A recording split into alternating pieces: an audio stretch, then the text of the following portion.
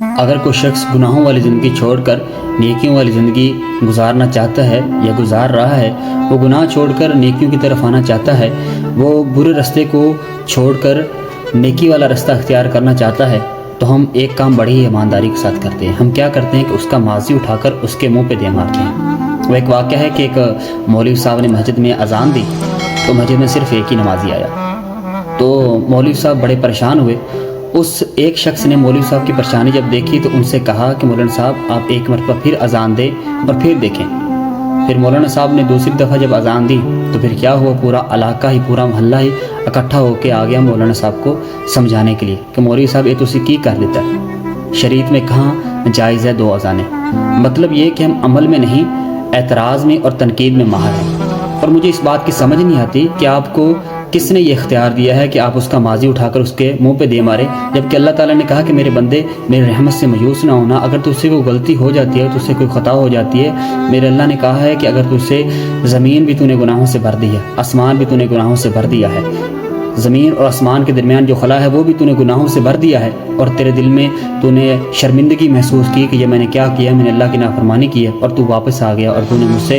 معافی مانگ لی، توبہ کر لی، تو میں تیرے سارے گناہ معاف کر دوں گا اور تجھے تیرے کیے ہوئے گناہوں پہ تانا بھی نہیں دوں گا کہ تو پیچھے کی کر کے آئے۔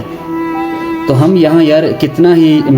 ہم مسلمان ہیں، اور ہم ایک مسلمان کو موٹیویٹ کرنے کی بجائے، اسے سراہانے کے بجائے کہ یار تو نے نا بڑا اچھا کام کیا ہے، تو نے یہ گناہوں والی زندگی چھوڑ دی ہے۔ اس سے کیا ہوتا ہے کہ یار جو لڑکے، جو نوجوان، جو مسلمان دین کی طرف آنا چاہتے ہیں، مطلب وہ برائیوں میں ڈوب چکے ہیں، اب وہ دین کی طرف آنا چاہتے ہیں، ان کا دل اب سیاہ ہو چکا تھا اور انہوں نے محسوس کیا کہ یار یہ جو ہم زندگی پیچھے گزار چکے ہیں نا، یہ ہم نے فضول زندگی گزاری ہے، اب ہمیں اللہ کی طرف جانا چاہیے۔ تو وہ دین کی طرف آنا چاہتے ہیں۔ بس یہ ہمارے جو مسلمان بھائی ہیں، بس ان کو یہ تکلیف ہوتی ہے کہ یہ دین کی طرف کیوں آ رہے ہیں۔ اس کا نقصان کیا ہوتا ہے کہ ہم جب کسی کو اس طرح کی باتیں کرتے ہیں نا، تو دوسرے جو دین کی طرف آنا چاہتے ہیں وہ یہ سوچتے ہیں کہ یار اگر میں بھی دین کی طرف آیا نا تو ان لوگوں نے مجھے بھی باتیں سنانی ہیں۔ وہ ڈر کی وجہ سے دین کی طرف آتے نہیں ہیں۔ اب ایک شخص نے داڑھی رکھ لی ہے، ایک نوجوان نے داڑھی رکھ لی ہے، اور اس کا پہلا جو ماضی تھا وہ ایک سیاہ ماضی تھا اس کا، اور اب اس نے کیا کیا کہ اب اس نے داڑھی رکھ لی، توبہ کر لی، اللہ سے معافی مانگ لی۔ اب ہم کیا کرتے ہیں معاشرے میں، ہمارا کیا کردار ہے کہ ہم اس سے بتا رہے ہیں کسی تینوں جاننے تو کنے پانی چے تو کی کرتا رہے ہیں۔ مطلب کہ آپ اسے جانتے، اللہ اسے نہیں جانتا تھا۔ اللہ اسے جانتا ہے تو اللہ نے اسے یہ توفیق دی ہے، آپ اسے نہیں جانتے۔ تو میں آپ مسلمان بھائیوں سے، اب دوستوں سے، آپ احباب سے یہ کہنا چاہتا ہوں کہ برائے مہربانی اس طرح کے القاب نہ کہہ کریں، اس طرح کے مسلمانوں کی دل آزاری نہ کیا کریں۔ نوجوان دین کی طرف آنا چاہتے ہیں، لیکن ہم کیا کرتے ہیں کہ اپنے اس کردار کی وجہ سے ان نوجوانوں کو ڈی موٹیویٹ کرتے ہیں۔ تو آپ کو تو چاہیے کہ آپ مسلمان ہیں، اگر کوئی آ رہا ہے تو اسے کہیں کہ اس کا ویلکم کریں۔ یہاں تک یہ بات بھی میں نے سنی ہے، میرے ایک دوست نے مجھ سے یہ کہا کہ یار میں مسجد میں جاتا ہوں نا تو امام صاحب یار مجھے نا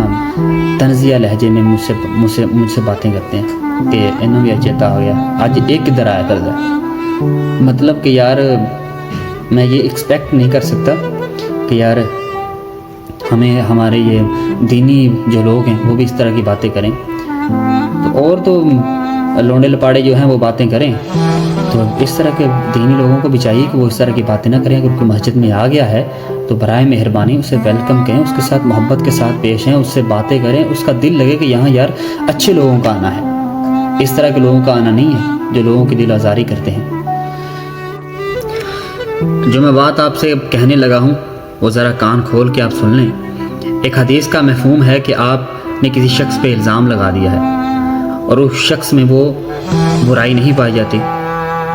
حدیث پاک میں آتا ہے کہ اللہ تعالیٰ تب تک آپ کو جہنم میں رکھیں گے جب تک آپ اس برائی کو، اس الزام کو ثابت نہیں کر دیتے جو آپ نے اس شخص پہ لگایا ہے، اور حدیث پاک میں آتا ہے کہ آپ ثابت نہیں کر پاؤ گے۔ مطلب یہ کہ ہم کتنی آسانی سے کہہ دیتے ہیں کہ تینوں جاننے ہیں، اور پھر جب وہ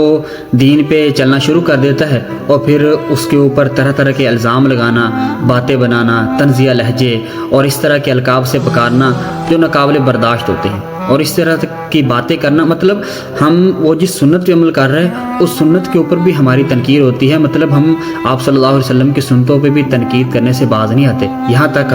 ہم اس حد تک گر چکے ہیں۔ اور ایک بات سمجھ لیجئے کہ شریعت کے اس مسئلے کو نوٹ کر لیجئے کہ اگر کسی شخص نے کسی گناہ سے توبہ کر لی اور آپ نے اس شخص کو اس گناہ پر تانا دے دیا تو اللہ تعالیٰ تب تک آپ کو موت نہیں دیں گے جب تک آپ کو اللہ تعالیٰ اس گناہ میں مبتلا نہیں کر دیتے۔ آپ کس مصیبت میں پھنس رہے ہیں، کبھی آپ نے یہ سوچا ہے، کبھی آپ نے یہ خیال کیا ہے؟ تو برائے مہربانی میں آپ دوستوں سے یہ ریکویسٹ کرتا ہوں،